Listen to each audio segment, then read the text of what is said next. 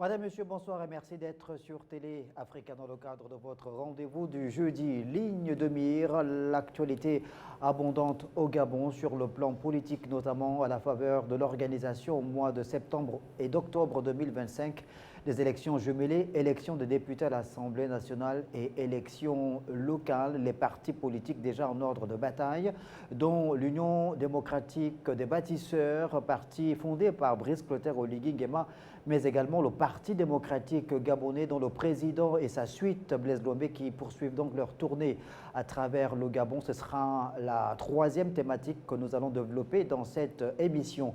On parlera également de cette actualité en lien avec cette annonce faite par le chef de l'État, Brice Clotaire Oligui Nguema, lors de sa récente participation à un mini-sommet à la demande de Donald Trump à Washington. Brice Clotaire Oligui Nguema qui avait échangé avec la diaspora américaine, diaspora gabonaise vivant aux États-Unis d'Amérique, et le chef de l'État gabonais qui avait donc fait l'annonce de l'arrêt du paiement des bourses d'études pour le Canada, la France et les États-Unis d'Amérique. Et depuis, cette actualité est longuement commentée par les Gabonais. Et nous allons évidemment, dans le premier point, revenir sur ce mini-sommet qui a eu lieu du 9 au 11 juillet dernier à la Maison-Blanche entre Donald Trump et 5 chefs d'État africains. L'impact et les résultats de ce mini-sommet, quel impact, quel apport pour l'économie gabonaise après que Brice Clotaire Oligui Nguema ait mis le marqueur sur la marche du Gabon et son potentiel énergétique. Et pour faire le point sur cette abondante actualité, j'ai le plaisir de recevoir 4 invités sur ce plateau. Je reçois Pascal Nkoulou, acteur politique. Monsieur Nkoulou, bonsoir. Monsieur Nkoulou, bonsoir. Pascal Nkoulou, bonsoir. Bonsoir, Monsieur Pambou. J'étais dans ma prise de notes. Merci beaucoup. Vous êtes déjà très concentré, même avant qu'on entre dans le vif du sujet. Les sujets sont de taille. Très bien. Il y a à vos côtés Jean-Christian Kombila, journaliste, également coordonnateur général du mouvement Les Témoins de l'Histoire. Monsieur Kombila, bonsoir. Bonsoir, monsieur. Et il y a également, merci beaucoup, il y a également sur le plateau Stevie Essima, il est philosophe. Il est également responsable de la plateforme ou une association Expression Citoyenne. C'est une plateforme ou une association? La plateforme Expression Citoyenne. Monsieur Essima, bonsoir. Bonsoir. Bonsoir également à votre collègue philosophe Michel Ndoesso, analyste politique. Bonsoir, monsieur. Bonsoir. Merci beaucoup à tous les quatre d'être autour de la table pour que nous décryptions cette forte actualité. Retour donc sur ce mini-sommet organisé du 9 au 11 juillet dernier à la Maison-Blanche, à l'initiative donc du président américain, le président de la première puissance économique mondiale, les États-Unis d'Amérique, Donald Trump, qui a donc invité 5 chefs d'État, le président du Sénégal, de la Mauritanie, du Libéria, mais également du Gabon, à prendre part donc et de la Guinée-Bissau à ce mini-sommet pour faire le point sur cette nouvelle coopération économique et commerciale voulue par Donald Trump, le chef de l'État américain, qui souhaite donc sortir de l'ancienne coopération qui privilégiait donc l'aide au développement pour mettre en relief donc les mécanismes qui favorisent désormais la coopération gagnant-gagnant entre les États-Unis d'Amérique et les pays africains. Pascal Nkoulou, j'aimerais vous entendre, parce que j'ai entendu dans d'autres émissions déjà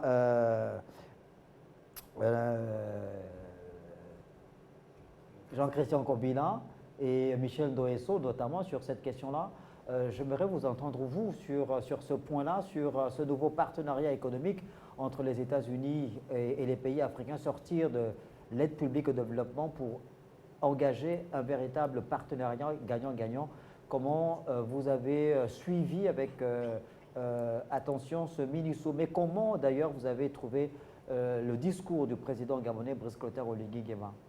Bon, il faut dire que le président Brice Clotaire Oligui Nguema est resté sur sa logique de donner de plus en plus la primauté à la nécessité d'accompagner tous les partenaires économiques avec la volonté qui est la sienne de faire en sorte qu'il y ait une amorce industrielle dans notre pays. Cette amorce industrielle s'accompagne également avec le respect de la volonté qui est la soulignée, c'est-à-dire faire en sorte qu'il y ait une transformation de plus de la moitié des minerais qui sont exploitées dans notre pays. Ça conduit naturellement à ce qu'il y ait à la fois une situation d'apport sur le plan de la maîtrise des savoirs, mais également aussi sur une amorce locale d'un ensemble de situations qui participent au développement de notre pays. Donc il y a une cohérence dans le discours du président de la République qui a clairement dit au président américain que le Gabon était ouvert à toute proposition, mais qu'il faut tenir compte du fait que de plus en plus la volonté des responsables gabonais, c'est de faire en sorte que les partenariats soient des partenariats gagnant-gagnant. Parce qu'aujourd'hui, quand on fait l'inventaire des rapports qui existent entre les premières multinationales qui se sont installées dans notre pays et leur rapport dans le développement, que ce soit économique, que ce soit social, en termes de revenus sur une plus-value par rapport à notre pays, la marge est tout de même un tout petit peu réduite. Or, il faut donc la maximiser. On ne peut la maximiser qu'en vient ce qu'il y ait une transformation locale ou qu'il y ait d'autres valeurs apportées par rapport à leur implantation sur le territoire national. Donc, c'est une très bonne approche pour ce qui est du président de la République. Reste maintenant à savoir est-ce que c'est ce que les autorités américaines entendent faire, parce que la réalité à ce niveau-là est qu'il y a effectivement une politique du département, une politique américaine de l'État américain, mais il y a une politique qui est menée par les industriels américains qui n'a rien à voir avec le protocole établi par l'État américain. Mais donc, Donald Trump, en tant il y a que deux chef d'État, approches oui, stratégiques. Donald Trump, en tant que chef d'État, lui fixe le cap de la nouvelle collaboration qu'il veut avoir avec les États africains sur le plan de la coopération économique. Et sur cet aspect-là, Michel Ndoesso, Brice Clotaire Oligui Nguema, lors de ce sommet à la Maison-Blanche face à Donald Trump, n'a pas manqué de préciser à l'endroit du président américain que le Gabon, évidemment, a des potentialités, a un gros potentiel sur le plan des ressources minières notamment, mais que le Gabon reste ouvert. Et d'ailleurs, il y a eu cette phrase en filigrane qui a laissé penser que Brice Clotaire Oligui Nguema a mis Donald Trump face à ses responsabilités dans cette nouvelle coopération qu'il veut avoir avec les États africains, c'est-à-dire où vous venez, où vous ne venez pas, parce que le Gabon est ouvert à d'autres puissances aussi. Tout à fait. Le Gabon et l'Afrique en général sont ouverts à d'autres puissances. En réalité, lorsque vous regardez ce qui s'est passé à la Maison-Blanche, ce n'est que la suite de ce qui s'est dit à Luanda, quelques semaines plus tôt en Angola, lors du sommet des affaires entre les États-Unis et les dirigeants africains. Et vous l'avez si bien dit, au cours de ce sommet, il s'est dégagé une vérité, un consensus, c'est que les Africains ne veulent plus s'inscrire dans la logique de l'aide au développement, mais plutôt de la transformation sur place de leurs matières premières. Et donc, il y a un intérêt pour les Américains d'entendre ce discours-là, parce que l'opportunité pour eux de rattraper leur retard sur la Chine est réelle. Parce que c'est ça aussi aujourd'hui. On a eu au cours des 20 dernières années un certain recul des Américains sur le continent africain qui ont dû céder le champ à la Chine et même peut-être aussi à la Russie sur d'autres domaines. Et donc aujourd'hui, c'est une manière pour l'Amérique de Donald Trump qui veut redonner à son pays sa dignité, sa grandeur d'antan. C'est une opportunité pour eux de négocier avec ces pays. Et d'ailleurs même, la qualité des acteurs choisis n'est pas un hasard. Je ne prendrai que les deux pays francophones. Vous avez le Sénégal et le Gabon qui regorgent d'importantes ressources minières et pétrolières. Donc aujourd'hui, Trump a compris qu'il faut revenir en Afrique et qu'il faut traiter d'égal à égal avec ces pays. Et c'est tout le monde qui gagne. Parce qu'en relations internationales, il n'y a pas de perdants, mais il n'y a que des gagnants. Et d'autant plus qu'il s'agit d'une relation gagnant-gagnant. Donc tout le monde sort de là gagnant. Jean-Christophe Kombila, il n'y a que les intérêts qui comptent évidemment dans le domaine de la coopération internationale. Le Gabon, sur le plan international, et à l'ONU, a un poids, tout comme les États-Unis d'Amérique. Et là, Brice Clotaire Oligui Nguema a tenu à le préciser à Donald Trump en mettant en relief les points forts du Gabon nouveau en termes de politique économique, en termes de ressources minières. Oui, vous savez que l'Afrique est aujourd'hui l'objet de convoitises par les grandes puissances politiques, l'Occident et même de plus en plus les pays émergents et les pays du BRICS. Donc, le voyage du président Brice Clotaire Oligui Nguema a eu une forte tonalité politique. Autant les Chinois ne sont pas regardants sur les questions de droits de l'homme en Afrique et sur les questions de gouvernance politique, autant les États-Unis d'Amérique sont exigeants, n'est-ce pas, de ce point de vue-là. Et vous noterez que le Gabon et le Sénégal, aujourd'hui, sont deux modèles de démocratie à l'échelle du continent africain. Ils ont à leur tête deux présidents appartenant quasiment à la même génération. Certes, le Gabon et le Sénégal font partie, n'est-ce pas, de ceux qui, par le passé, a toujours été considérés comme la chasse gardée de la France. Le précaré. Mais aujourd'hui, n'est-ce pas, les États-Unis d'Amérique, n'est-ce pas, ont reçu l'écho des évolutions politiques et démocratiques dans ces deux pays francophones et traditionnellement acquis à la cause de l'Hexagone. Donc, le voyage du président Brice Clotaire Oligui Nguema est certes son troisième déplacement, n'est-ce pas, depuis son élection à la tête de l'État de façon démocratique et transparente, mais c'est le premier voyage qu'il effectue, n'est-ce pas, à l'échelle internationale, donc aux États-Unis d'Amérique. Et le président Brice Clotaire Oligui Nguema est donc arrivé aux États-Unis auréolé, n'est-ce pas, de cette légitimité démocratique, n'est-ce pas, qu'il incarne et qui fait du Gabon un pays, n'est-ce pas, démocratique, un pays qui est donc aujourd'hui l'objet d'attraction auprès des puissances occidentales. Et puis là, il faut aussi relever donc la tonalité du discours que le président Brice Clotaire Oligui Nguema a tenu à la Maison-Blanche.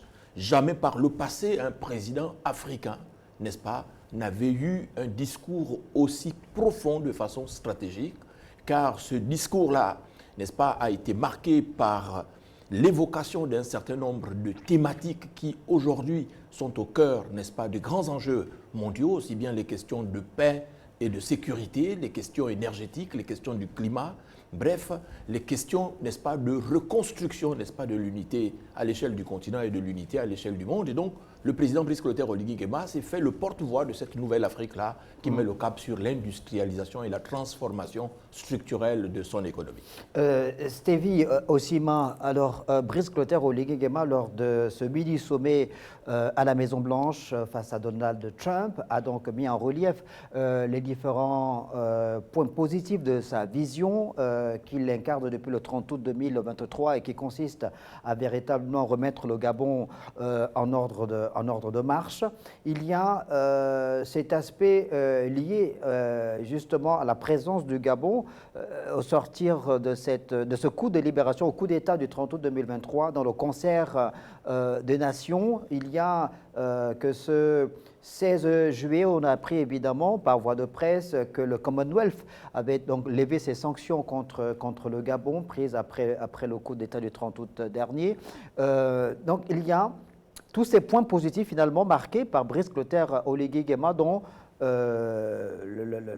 la marque de fabrique ou la vision a fini par convaincre finalement l'ensemble des organisations internationales et des leaders mondiaux que c'est un militaire qui a la tête sur les épaules et les idées bien en place et qui a une vision claire pour le développement du Gabon et qui est au fait des enjeux mondiaux d'ailleurs.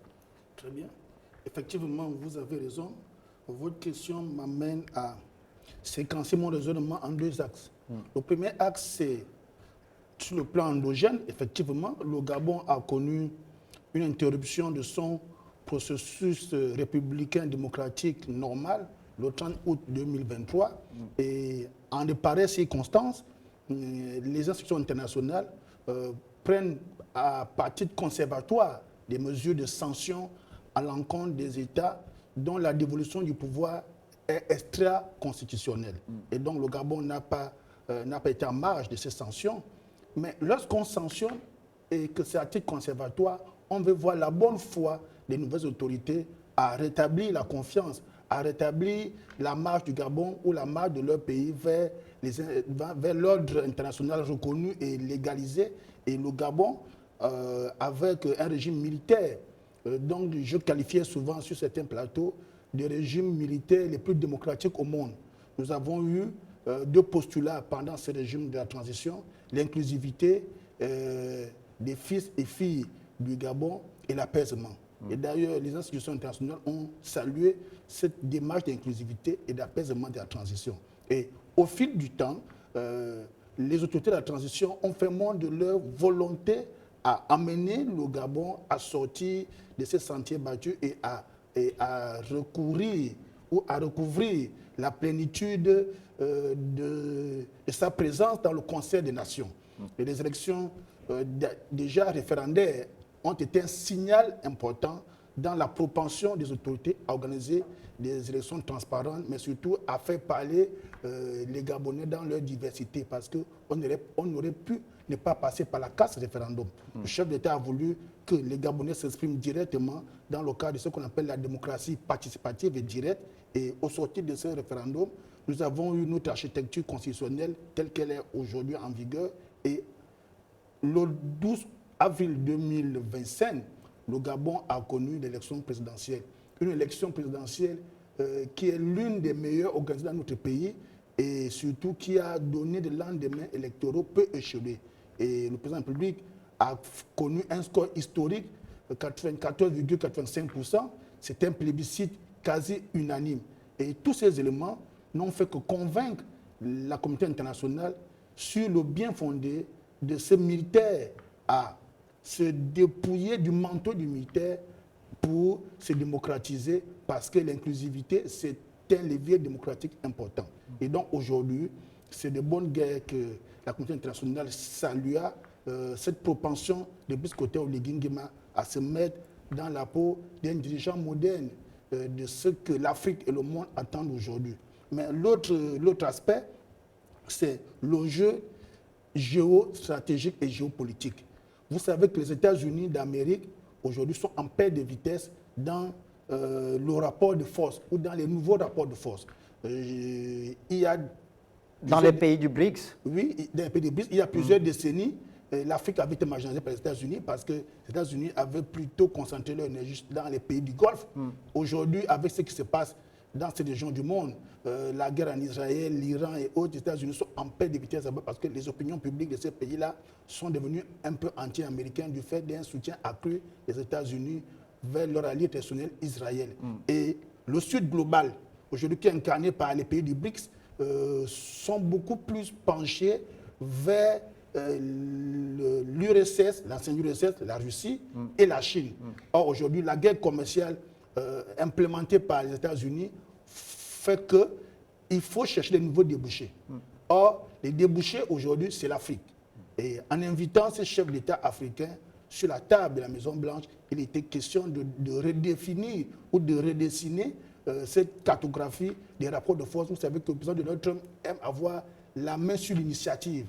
Et s'il s'est senti faible là-bas, il a voulu donner le ton de ce que l'Afrique est le vivier aujourd'hui sur lequel tous ces pays-là regardent, et c'est le nouvel Eldorado. Et c'est de bonne guerre pour le Gabon, Pascal Koulou, puisque le Gabon est un pays traditionnellement producteur de matières premières, on le sait évidemment, le pétrole et des ressources minières, qui a donc un sol et un sous-sol très riches. C'est une occasion pour le Gabon de se replacer, on l'a dit, dans le concert des nations, vu sous l'angle de la géopolitique ou la géostratégie par rapport à son emplacement en ce qui concerne donc sa façade maritime dans le golfe de Guinée. Donc cette économie, nouvelle coopération économique voulue par Donald Trump tombe à pic pour le nouveau régime au Gabon. Mais tout à fait. Je crois que la situation géopolitique mondiale se joue effectivement au regard des nouveaux blocs qui se composent. Vous avez l'Union européenne, vous avez les BRICS et vous avez les États-Unis. Et dans ce cadre-là, effectivement, l'Afrique cherche à se repositionner entre les BRICS et les différentes communautés économiques régionales. Ce qui fait qu'aujourd'hui, la posture du Gabon, qui, comme vous l'avez dit, est un pays qui regorge de potentialités importantes, que ce soit sur le plan du pétrole, que ce soit sur le plan des minerais, devrait pouvoir se frayer un chemin. Et le président de la République lui-même l'a reprécisé en disant au chef d'État américain que si vous ne venez pas, d'autres viendront. Donc, nous sommes ouverts aux propositions à condition que celles-ci répondent au format de puissance. Parce que c'est important aujourd'hui de le souligner, il y a une volonté de puissance qui est exprimée de plus en plus par les nouveaux chefs d'État américains qui ne se contentent pas d'établir des partenariats, mais qui veulent également devenir des acteurs ou des vecteurs importants de la nouvelle configuration mondiale. Donc le chef de l'État joue sur ce plateau, à la fois qui est un plateau de reconfiguration des enjeux géostratégiques du monde aujourd'hui, mais aussi sur la nécessité de faire en sorte que le Gabon se développe et soit à même de tirer le maximum de bénéfices, parce que quand il parle au chef d'État américain, c'est un message qu'il envoie, évidemment, profitant de cet espace, aux industriels américains pour leur dire qu'il y a différents secteurs. Il y a certes le pétrole dans lequel les États-Unis ont pendant très longtemps excellé, mais il y a les questions liées à l'énergie et que tout ceci participe à ce que les industries que vous voulez lancer ou les exploitations que vous voulez faire dépendent tout de même de notre capacité à produire de l'énergie. Et là aussi, nous sommes demandeurs et nous offrons un potentiel qui est à exploiter. Donc, le chef de l'État joue à la fois sur le plateau de compter parmi les nations pas émergentes dans le sens où elles sont capables de réorienter les différents secteurs économiques, mais de mettre en place un nouveau cadre de collaboration qui n'est plus, effectivement, le président américain lui-même l'a dit, il faut passer de l'aide à la coopération industrielle, donc de développement. Donc c'est la posture qui est celle du président de la République. C'est une très bonne posture parce que c'est celle-là qui permet au Gabon de s'affirmer, celle qui permet au Gabon d'avoir des partenariats qui ne dépendent plus, comme on l'avait souvent constaté, du prisme occidental, mais qui dépendent dorénavant du regard que les autorités gabonaises ont des objectifs à court, moyen, long terme du Gabon pour que notre pays, comme la plupart des pays d'Afrique aujourd'hui, ceux qui ont su franchir le pas, comme l'Afrique du Sud, l'Algérie et les autres, soient capables de tirer le maximum de profit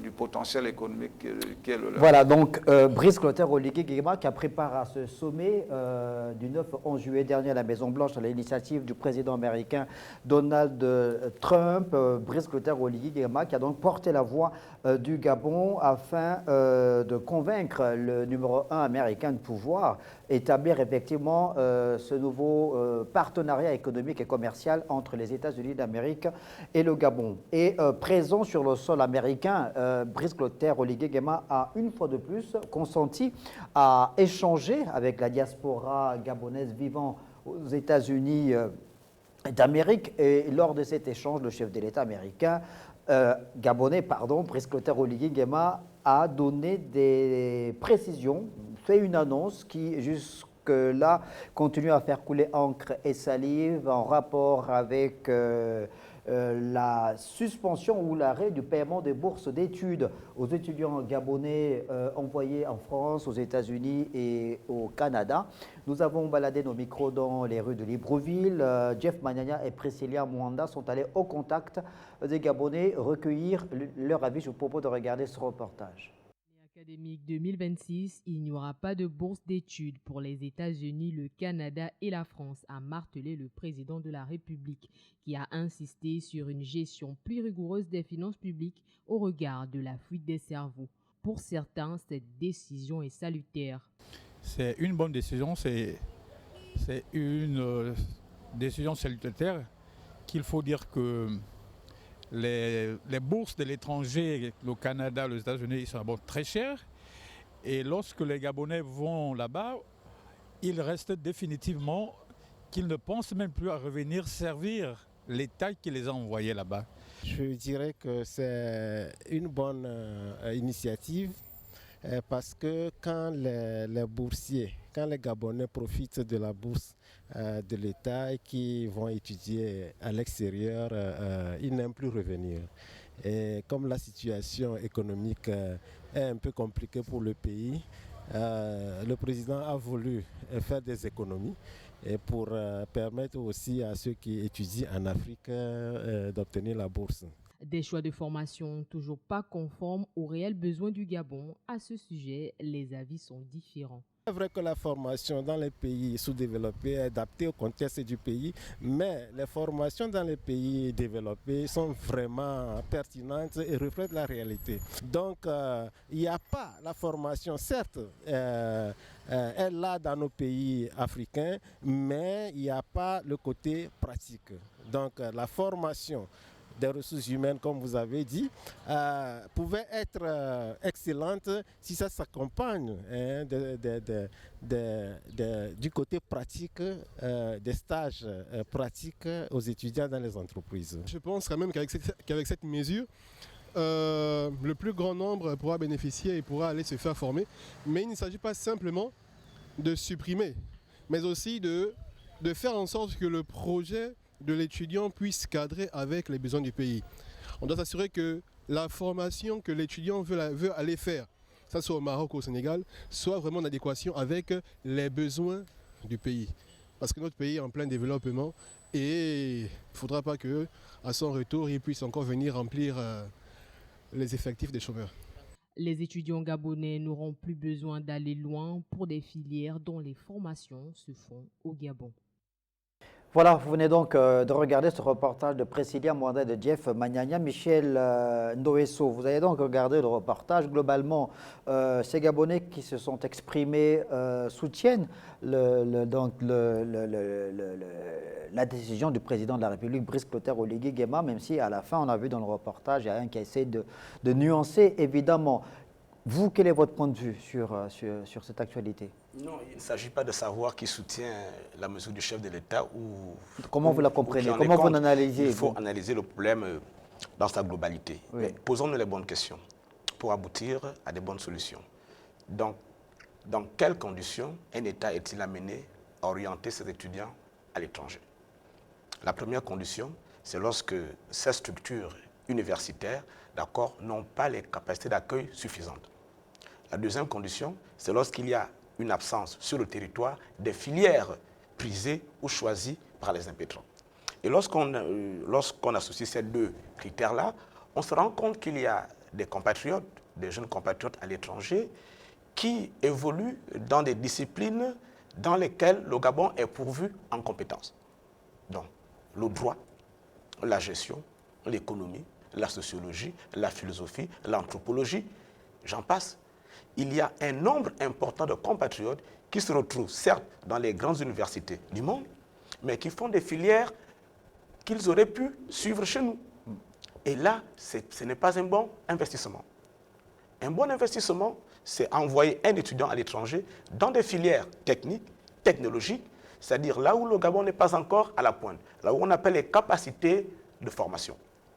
Et le problème aujourd'hui, c'est au niveau de la politique des bourses et stages. Qui a droit à la bourse aujourd'hui? Et là, il faut percer l'abcès. Il suffit d'avoir un parent hautement placé quelque part pour que vous obteniez une bourse d'études à l'étranger. Voilà ce qui se passe en réalité.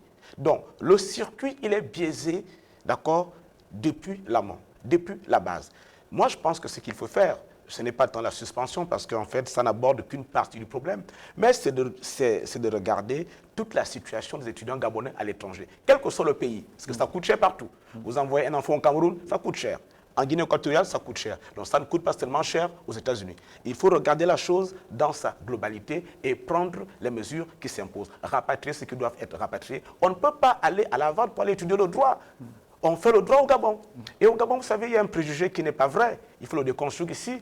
Il n'est pas dit que pour réussir au Gabon, il faut forcément avoir appris à la VAD. Il y a de hauts cadres dans ce pays qui ont appris à l'université au Marbongo, qui sont de très bons fonctionnaires, doués et qui servent l'État avec probité. Il y en a. Donc, il n'est pas forcément dit qu'on doit aller aux États-Unis pour réussir au Gabon. Une autre chose, si vous voulez effectivement qu'on aborde cette question avec la rigueur, c'est de considérer que le nombre d'étudiants à l'étranger n'est pas proportionnel à leur impact au Gabon. C'est-à-dire qu'on a trop d'experts à l'étranger, mais qui ne nous servent à rien. Au Gabon, pour construire 1 kilomètre de route, on sollicite l'expertise étrangère. Pour faire un forage en Zayon, on a besoin des Malaisiens. Mais tous ces gens qu'on envoie à l'étranger, où sont ces ingénieurs? Où sont ces médecins? Où sont ces cadres-là? Et le président a raison, beaucoup restent aux États-Unis, beaucoup restent en France, beaucoup restent au Maroc. Et là, nous sommes dans un cadre qu'on peut qualifier d'exode intellectuel.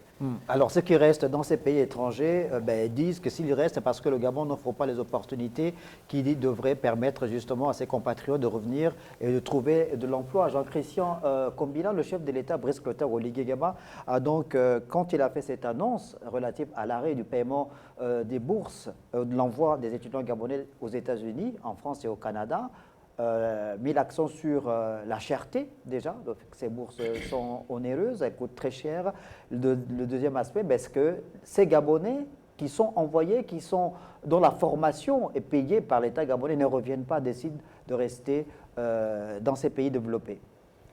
Écoutez, M. Pambo, puisque vous mentionnez que ces bourses coûtent cher, j'ai mené quelques recherches. Si vous permettez, je vais donner lecture de quelques montants, n'est-ce pas, au niveau des dépenses de bourse, n'est-ce pas, en termes d'inscription budgétaire relative au crédit alloué, n'est-ce pas, pour supporter les frais de scolarité des étudiants. En 2020, il y a eu comme inscription budgétaire 33 milliards 219 822 441 francs. En 2021, 46 milliards 569 822 440 francs. En 2022, 43 milliards 111 642 322 francs. Et en 2023, 45 milliards 534 28 323 francs. Est-ce que ces crédits ne sont consacrés qu'à la formation à l'étranger ou de façon globale? Permettez de dire que ces chiffres sont des sources. Ces chiffres viennent de sources crédibles, n'est-ce pas? Non, je ne doute pas, je ne remets pas en cause. Maintenant, je veux savoir si c'est global ou c'est... C'est global. C'est global. Oui. C'est global, et ceci pour attester, n'est-ce pas, le postulat présidentiel selon lequel ces études-là, n'est-ce pas, ces dépenses-là sont onéreuses pour le budget de l'État. Donc la formation coûte cher. Voilà. Maintenant, ce qu'il faut poser comme problème, c'est la question de l'orientation des étudiants. Parce qu'il y a effectivement la possibilité pour un Gabonais qui est, par exemple, en France et qui y est né parce que ses parents y vivent, c'est un Gabonais qui remplit tous ses droits civiques, qui est éligible à la bourse de l'État parce que ses résultats scolaires le lui permettent.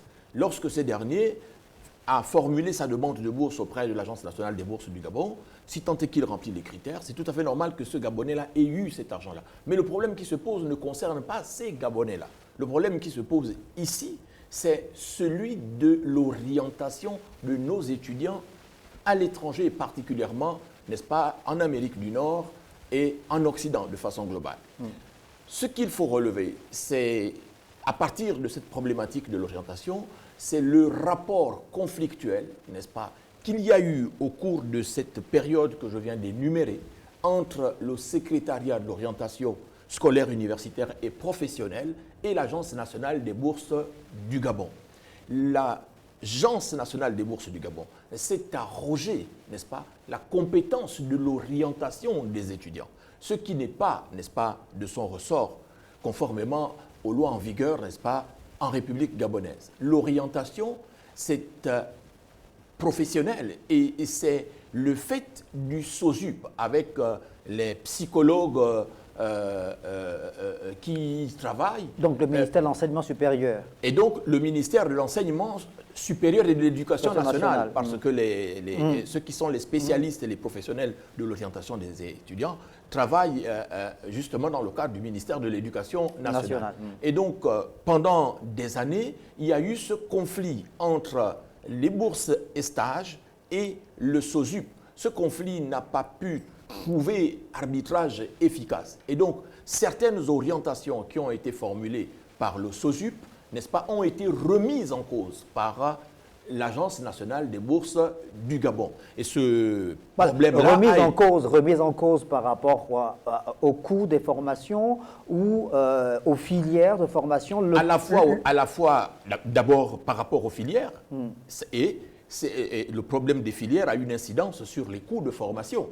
Et on a bien vu entre 2022 et 2023 que les étudiants qui avaient été orientés par le SOSUP et qui avaient commencé les cours dans plusieurs établissements, même au Gabon, ont été stoppés brutalement dans leur élan académique par l'Agence nationale des bourses du Gabon, qui a procédé à une nouvelle réorientation. Et ce problème-là, justement, a mis le feu aux poudres. Et d'ailleurs, le Sénat avait interpellé à l'époque l'ancien ministre de l'enseignement supérieur, le professeur Patrick Mugiama Daouda, justement pour pouvoir en savoir davantage sur ce conflit qui opposait l'Agence nationale des bourses du Gabon et le SOSUP. D'accord. Stevie Osima, alors, on sait que dans les années antérieures, les anciens gouvernements avaient essayé de mettre en relief les mécanismes qui feraient qu'il y ait une véritable politique sociale, on va dire, ou d'équité même dans l'attribution des bourses, notamment à l'étranger, dans les pays industrialisés, puisqu'on avait fait le constat que malheureusement ces pays-là étaient comme une sorte de pays réservés pour certaines familles ou certaines régions du Gabon. Le problème avait été posé sur la table. On avait souhaité qu'il y ait une forme de démocratisation dans l'octroi de ces bourses à l'ensemble des Gabonais venus des différentes couches sociales. Qu'est-ce qui peut expliquer justement cette situation de conflit entre le SOSUP, le ministère de l'Enseignement supérieur, l'Éducation nationale et l'ANBG? Très bien. Et je suis d'accord avec M. Jean-Christian Kombila que la problématique des bourses est transversale. Elle implique beaucoup d'acteurs. Et lorsque le chef de l'État est amené à prendre une telle décision, j'espère qu'au préalable, tous ces acteurs impliqués dans le process lui ont donné des avis tendant à aller vers la décision que le chef a prise. Parce que souvent, on a un problème dans notre pays. Les collaborateurs du public n'aident pas suffisamment le chef de l'État dans sa prise de décision. Parce que lorsqu'on est collaborateur du chef de l'État, on est un outil d'aide à la décision et donc un outil d'aide à l'orientation de la vision du chef. Ça veut dire quoi? Ça veut dire qu'il faut savoir ce que le Gabon veut. Il faut un modèle économique. C'est quoi notre modèle économique? Qu'est-ce que nous voulons comme capacité dans le domaine de la matière grise, de l'économie grise? Parce que le Gabon essaie de douer en économie verte. En économie noire, on parle de l'or noir, on parle de l'or vert. Il nous faut aussi avoir l'or gris. Parce que des pays comme le Japon ont été développés à travers l'or gris. Mais qu'est-ce que nous voulons? Comment adapter cet l'or gris pour l'adapter à quel environnement? Il faut adapter l'or gris aux besoins réels du Gabon dans sa quête de développement. Il faut un postulat clair. Est-ce que le Gabon a plus besoin d'anthropologues, de sociologues, de philosophes et autres plus que des ingénieurs? Si cette question préalablement est répondue, on va orienter. Parce qu'aujourd'hui, comme il a dit, qu'est-ce qui amène un pays à exporter ses étudiants? Parce que, les capacités d'accueil, mais surtout, les curricula ne sont pas forcément adaptés. Mais notre pays est assez riche. Et aujourd'hui, nous devons faire le tourisme intellectuel. Pourquoi le petit Rwandais n'est pas tout de suite été à vouloir aller aux États-Unis? Parce qu'au Rwanda, on nous donne des conditions de réussite en fonction de ce que le pays a besoin pour se développer. Notre pays a besoin des ingénieurs. Nous sommes sous l'ère des bâtisseurs, mais pour bâtir, il faut des ingénieurs qui vont accompagner le bâtisseur. Donc il faut orienter nos curricula, orienter nos offres de formation vers les métiers de l'ingénierie. De façon pratique, ça veut dire quoi? Ça veut dire qu'on devrait peut-être pas arrêter d'envoyer des jeunes Gabonais se faire former aux États-Unis, au Canada et en France, mais plutôt envoyer selon les besoins de notre économie, les besoins du développement du pays, réduire le nombre. Ça veut dire que c'est un débat d'étape. Avant de suspendre, il faut donner des offres de formation adéquates dans notre pays pour diminuer progressivement le nombre de jeunes Gabonais envoyés à l'étranger. Une fois les offres sont adaptées dans notre pays, on diminuera progressivement. Ça, c'est un. De deux, on a besoin quand même des métiers de pointe. Et ces métiers de pointe se font quand même dans les espaces de pointe reconnus internationalement comme les États-Unis, le Canada et la France. Donc, il faut privilégier l'ANBG. Là, c'est un cœur. Il faut privilégier le projet d'étudiant. Parce qu'aujourd'hui, très peu ont la bourse sur la base d'un projet d'étudiant.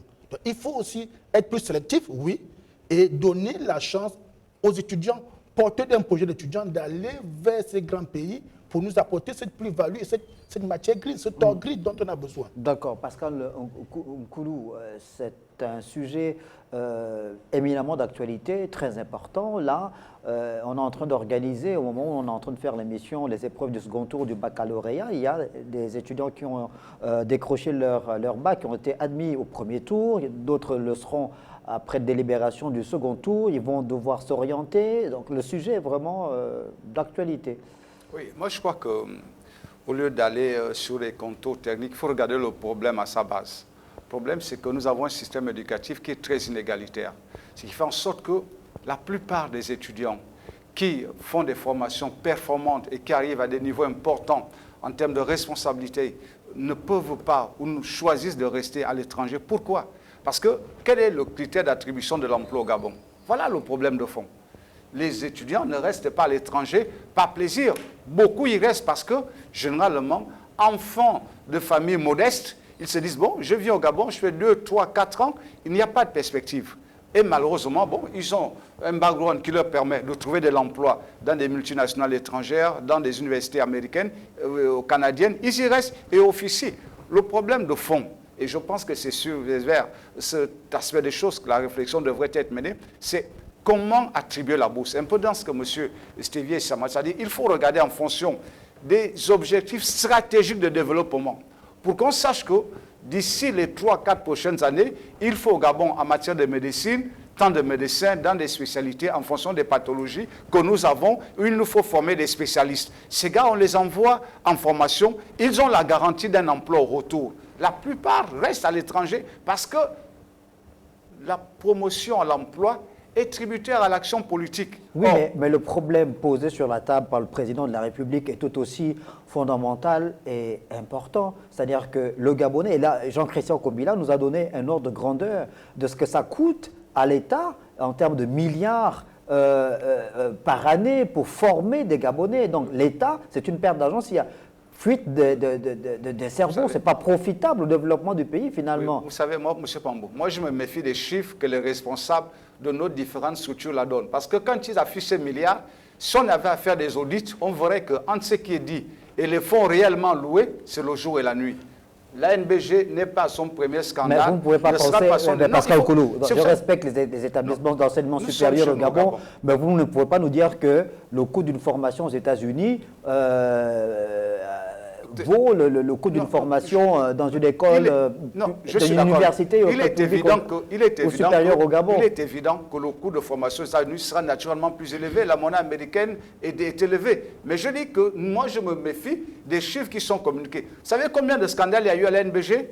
Des détournements de fonds, etc. Des bourses données à des gens qui n'avaient pas droit. Donc aujourd'hui, je dis le problème est simple.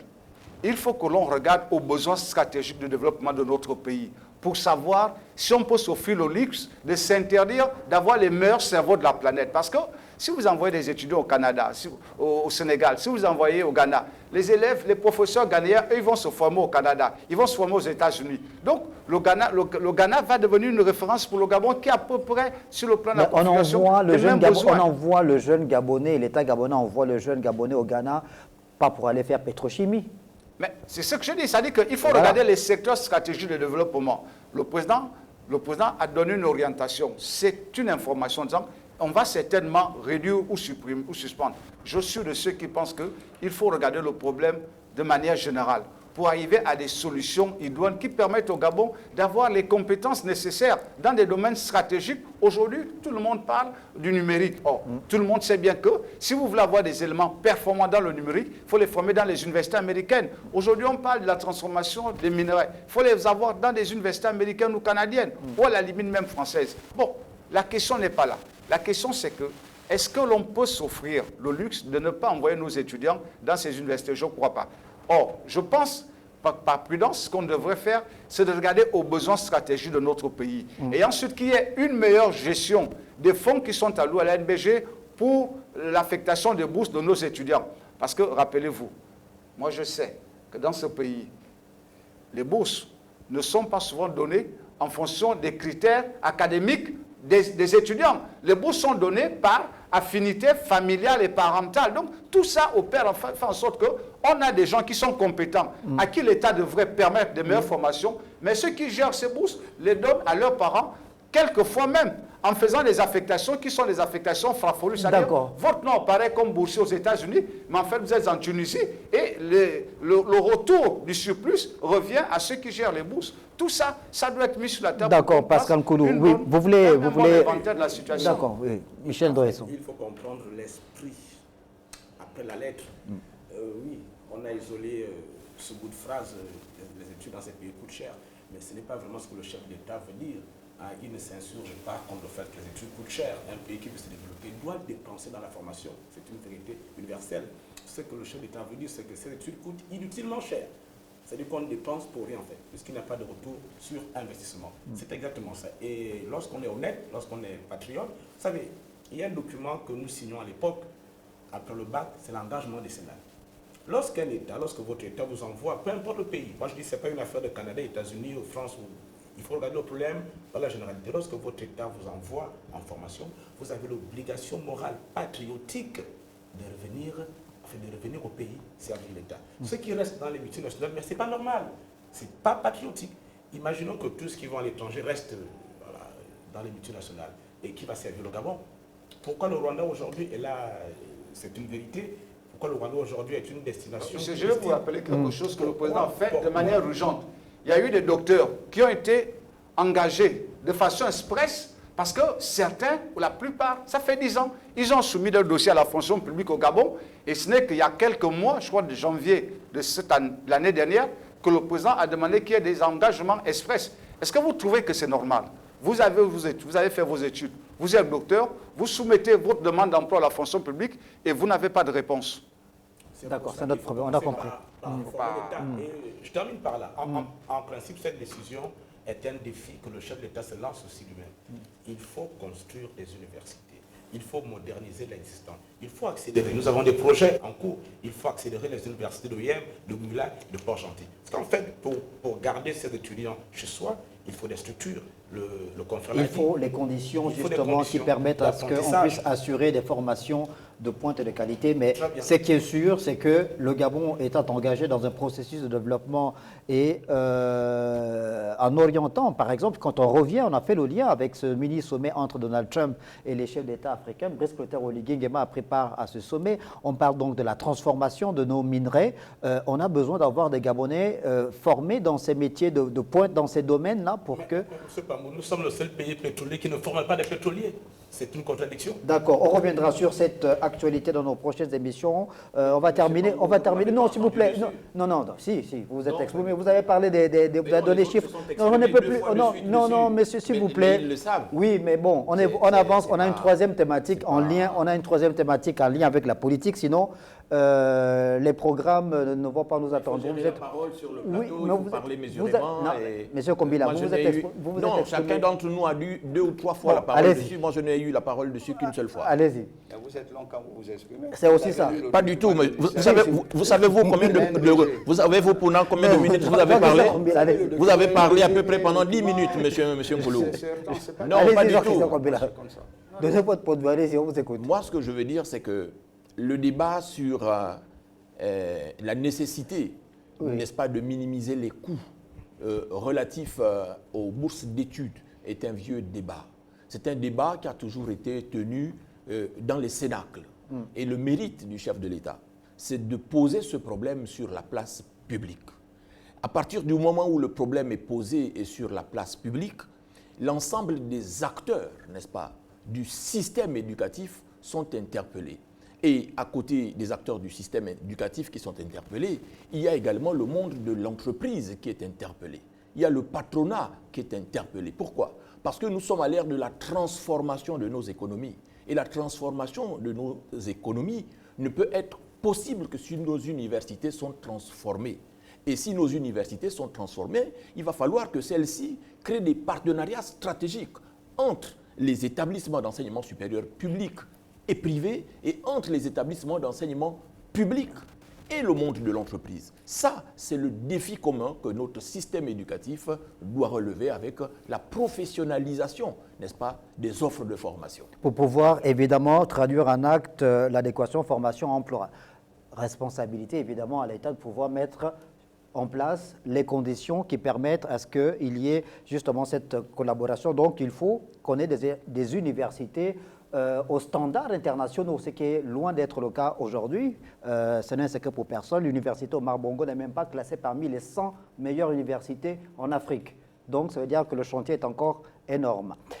Et pour terminer sur ce point, on va rapidement vous faire voir. On vous a montré tout à l'heure un reportage. Vous avez eu l'avis de certains Librevillois. Allons sur les réseaux sociaux, voir également la réaction de certains Gabonais qui se sont donc exprimés. La réaction d'un compatriote, comprenons dans un premier temps que l'engagement décennal est un contrat. Nous signons pour revenir travailler au pays pour 10 ans. Qu'importe donc la situation économique de ce dernier. Si on ne le fait pas, nous sommes normalement poursuivables après 10 ans. Nous sommes libres de faire comme on l'entend. Secondo, oui, il faut quand même reconnaître que s'il était facile de trouver du travail adéquat, beaucoup reviendraient au pays. La seconde capture de camp qu'on a pu faire pour également conclure, je comprends la frustration que peut susciter cette situation, mais si tous les compatriotes rigoureusement formés décident de rester à l'étranger, qui viendra corriger ces injustices? Fuir le pays ne fait que renforcer le système que nous dénonçons. Revenir, c'est poser un acte de foi, mais aussi de responsabilité. Voilà. Donc, les avis que vous avez développés sont également partagés par les Gabonais. On va ouvrir la troisième thématique avec Stevie Essima pour parler de politique et du Parti démocratique gabonais, mais également l'Union démocratique des bâtisseurs et les autres formations politiques. Les élections législatives et locales, septembre-octobre. Les partis politiques sont désormais en ordre de marche, dont le Parti démocratique gabonais qui est donc dans une tournée. On a eu des vidéos, des photos de l'ancien parti au pouvoir, clairement engagé dans ces deux échéances électorales importantes. Est-ce que c'est la survie d'ailleurs du PDG qui se joue là? Est-ce qu'on peut avoir les photos sur le terrain, s'il vous plaît? Oui, est-ce que c'est la survie? Très bien, vous avez chuté par quelque chose de fondamental. Le PDG est à la croisée des chemins. C'est exister ou disparaître. Parce que le dispositif législatif est clair. Pour exister, pour continuer à exister, il faut un certain nombre d'élus, un certain nombre de critères. Donc aujourd'hui, le PDG ne peut pas se donner le loisir de disparaître, est obligé de mettre les bouchées doubles pour essayer de résister à ces assauts-là. Mais ce qu'on doit comprendre, c'est que les élections législatives et locales sont généralement du fait de l'ancrage dans chaque localité des formations politiques. L'élection présidentielle, c'est un homme et son peuple. Généralement, ce sont les partis politiques qui sont suffisamment ancrés dans la conscience collective et dans le maillage territorial qui sortent généralement gagnants de ces élections qui ont une proportionnelle à mettre en valeur le lien local que les partis politiques ou les élus ont avec la communauté. Et donc, aujourd'hui, il ne fait aucun doute que le PDG est un parti historiquement ancré dans la mémoire collective des Gabonais et dans l'ensemble du territoire national. Et le défi que le PDG est aujourd'hui en train de faire relever aux challengers, dont le premier est l'Union démocratique des bâtisseurs, c'est parvenir en un temps record à rattraper l'ancrage du PDG, mais surtout à talonner le PDG dans les bastions qui ont été souvent considérés comme les bastions acquis naturellement au PDG. Donc, les bâtisseurs ont aujourd'hui un travail à faire dans un temps relativement court, de prendre cet ancrage sur le terrain et de se définir comme étant le parti d'avenir dont le Gabonais souhaite qu'il soit. Michel Noesso, quand vous avez regardé ces images-là, ces mobilisations dans certaines localités du Gabon à la faveur de la tournée du directoire du Parti démocratique gabonais, qu'est-ce que ça vous inspire?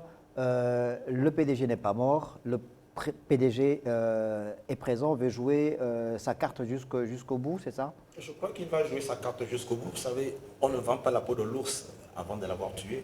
Les entités politiques fonctionnent comme l'hydre. Vous coupez cette tête et une autre aussitôt en ressort. La chute d'Ali Bongo avait laissé penser qu'il va mourir avec le PDG qu'il va entraîner ce parti, d'accord, dans sa disparition de la scène politique. Et le constat, aujourd'hui, il est sans appel.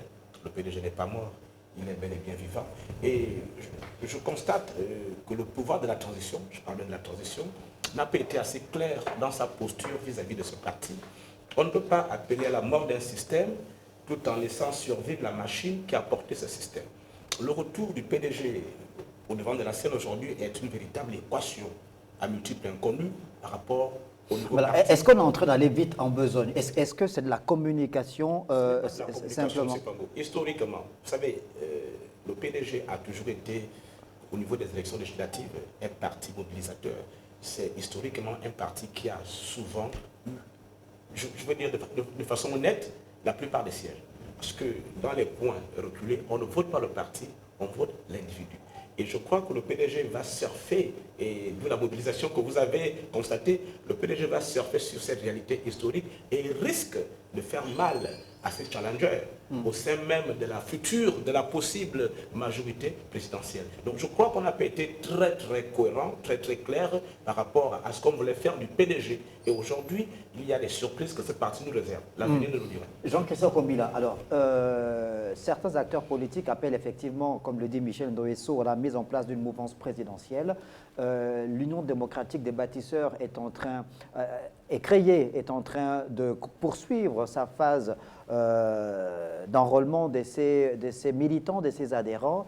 Est-ce que clairement le PDG est en train de se positionner comme étant le premier adversaire de l'UDB, même s'ils soutiennent Brice Clotaire Oligui Nguema, ou comme étant le parti politique sur lequel l'UDB devrait pouvoir compter dans le cadre de cette mouvance présidentielle? Ce qu'il faut déjà dire, c'est que la naissance de l'Union démocratique des bâtisseurs va forcément avoir un impact considérable sur le système politique de notre pays, sur le système partisan précisément, parce qu'il va modifier les rapports, n'est-ce pas, entre le parti au pouvoir et l'ensemble des partis politiques sur le terrain. On a observé déjà avec l'Union nationale initiale, et qui par le passé a toujours été un parti, du moins ces 10 dernières années, a été l'une des formations les plus véhémentes, n'est-ce pas, contre la gouvernance politique du PDG et d'Ali Bongo sur le terrain. Ce parti-là a tout de suite procédé à une fusion-absorption avec le parti présidentiel naissant.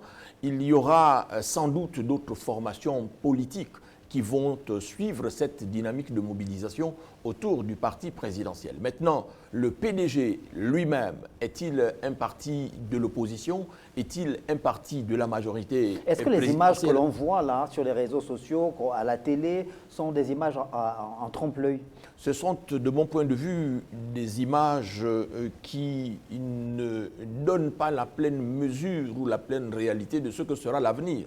Ce qu'il faut dire, en revanche, c'est que le PDG est face à son destin. Face à son destin, pourquoi? Parce que le PDG doit redéfinir une nouvelle offre politique qui tienne compte du contexte d'aujourd'hui, à savoir qu'il y a d'un côté le président naturellement ou fondateur entre guillemets, n'est-ce pas, qui est Ali Bongo, l'héritier du président Omar Bongo au sein du Parti démocratique gabonais. En tout cas, c'est comme cela que les caciques du parti et qui en ont fait le candidat du parti en 2009 l'ont présenté à l'ensemble des militants. Et il a revendiqué cette posture de 2009 à 2023. Et aujourd'hui, l'actuel secrétariat exécutif qui fait la tournée dans le parti est contesté par Ali Bongo et par les derniers fidèles, n'est-ce pas, qui se revendiquent publiquement de lui. Et donc, on va voir jusqu'où ce parti va pouvoir exister en cohérence. Mais ce qui est sûr, il est face à son propre destin, car le président du parti, le distingué camarade, comme il l'appelle, conteste, n'est-ce pas, toute légitimité à ceux qui font la tournée sur le terrain. Ils sont combien les fidèles? Pascal Koulou, votre point de vue sur ce paysage politique aujourd'hui, à la lumière de la création de l'UDB, de ce retour sur le terrain du Parti démocratique gabonais, des fusions-absorptions qu'il y a aussi au sein de La l'UDB? politique se fait par essence dans le champ des réalités. Et je suis un acteur politique, je sais de quoi je parle. Le président de la République, c'est le président de tout le monde. Il va de sorte qu'à ce niveau, le rapport électoral est différent. Les élections intermédiaires sont des élections particulières. Pourquoi?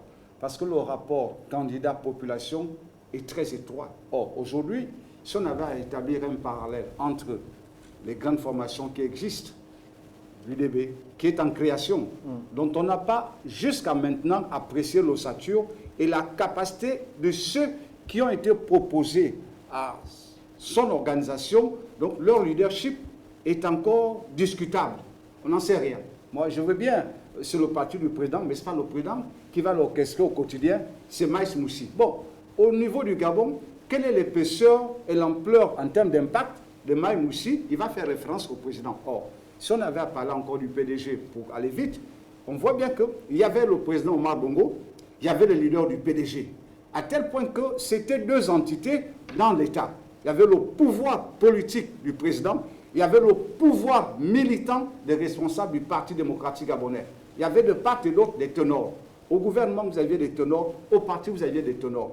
Pour l'instant, la gouvernance de M. Lugui est une gouvernance inclusive. Ça veut dire qu'il y a autant de ténors qui sont dans l'UDB, tout comme il y en a qui sont dans d'autres partis. Avec ceci de particulier que ceux de ces ténors qui sont au gouvernement, pour avoir été mis à la tête du parti, vont perdre un tout petit peu l'élément de référence sur lequel la plupart des cadres s'accrochent, c'est-à-dire les cabinets ministériels, pour aller faire la politique. Ça reste à voir.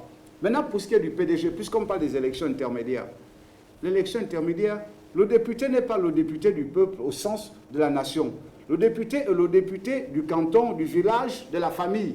Ce qui fait que si on avait sur les 143 députés qu'il va y avoir, pris comme ça de manière individuelle, je suis de ceux qui pensent que tant que les choses restent en l'état, où on n'a pas vu une véritable amorce au niveau de l'UDB, des vrais ténors et des gens capables de conduire une vraie dynamique politique, le PDG sera certainement l'un des grands partis au cours de la prochaine législature à venir. Non, c'est important ce que je veux terminer. Non, mais vous voulez tous parler pendant des heures.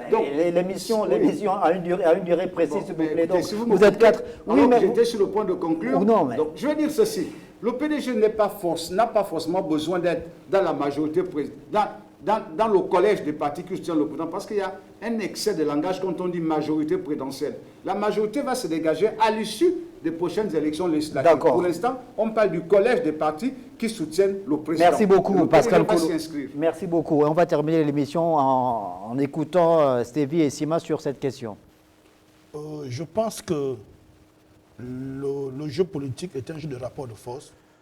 Je pense que le PDG est aujourd'hui en train de lutter pour sa survie. Je pense qu'il faut mettre au devant de la scène pour le parti qu'est l'UDB des acteurs qui peuvent challenger localement chaque candidat que le PDG va présenter. Je pense aussi que l'inclusivité portée par le chef de l'État peut s'avérer contre-productive au niveau de faire triompher son parti, parce qu'aujourd'hui, désormais, puisque le Guinguema a un appareil politique. Donc l'inclusivité doit déjà être une inclusivité stratégique des alliés qui portent l'idéologie qu'incarne son parti politique. Vivement qu'au sortir de ces élections qui vont arriver, les nominations inclusives soient dans l'idée qu'il est question de soutenir la machine politique du président Oligui, qui est la boussole de mise en œuvre de son programme de société. C'est cela auquel nous attendons pour voir le jeu politique s'émanciper et l'émulation politique dont notre démocratie a besoin.